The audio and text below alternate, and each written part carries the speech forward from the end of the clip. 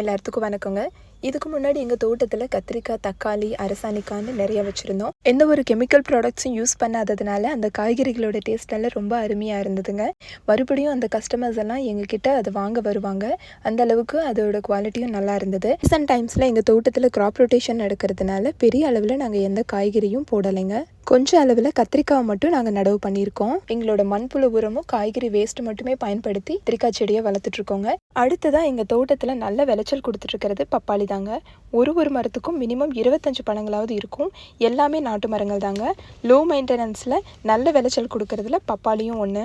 பப்பாளி மரத்துலேருந்து பால் எடுத்தால் அதுலேருந்து வர பழங்களுக்கு டேஸ்ட் இருக்காதுன்னு சொல்லுவாங்க. நாங்கள் எந்த ஒரு பழத்துலேயும் பால் எடுக்கிறது இல்லைங்க. அப்படியே தான் கஸ்டமர்ஸ்க்கு கொடுத்துட்ருக்கோம். இயற்கை வழியில் நாங்களே தயார் பண்ண பூச்சிக்கொல்லி மருந்து மட்டும்தாங்க அடிச்சிட்ருக்கோம். தேவையான அளவு தண்ணி கொடுத்து நல்லா பராமரித்ததுனால நல்ல விளைச்சல் வந்திருக்குங்க. ரசாயன உரங்களை பயன்படுத்தாமல் வளர்க்குறதுனாலே என்னவோ பழங்களோட டேஸ்ட் எல்லாம் ரொம்ப சூப்பராக இருக்குங்க. நிறையா கஸ்டமர்ஸ் எங்ககிட்ட ரிப்பீட்டடாக பப்பாளி பழம் வாங்கிட்டு இருக்காங்க. பப்பாளி 1 கிலோ 30 ரூபாய்க்கு கொடுத்துட்ருக்கோங்க. அடுத்ததான் முருங்கை செடிங்க. ஒரு 2 months முன்னாடி கிட்டத்தட்ட ஒரு 10 முருங்கை செடிகள் வச்சோம். இந்த செடிகள் எல்லாமே வரப்பு ஓரமாக வச்சதுனால நீர்ப்பாசனம் எப்பவுமே இருந்துகிட்டே இருக்குங்க.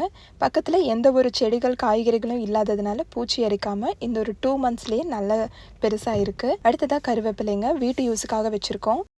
இப்போ நம்ம எடுத்துகிட்டு வந்து பப்பாளியை கட் பண்ணிடுவோங்க. ரொம்ப கலர்ஃபுல்லாக இருக்கும்.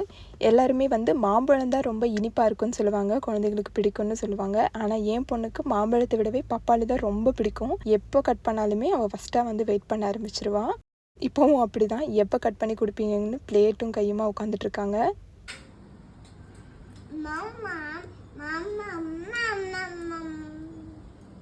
ஆனால் எப்படி இருக்குது?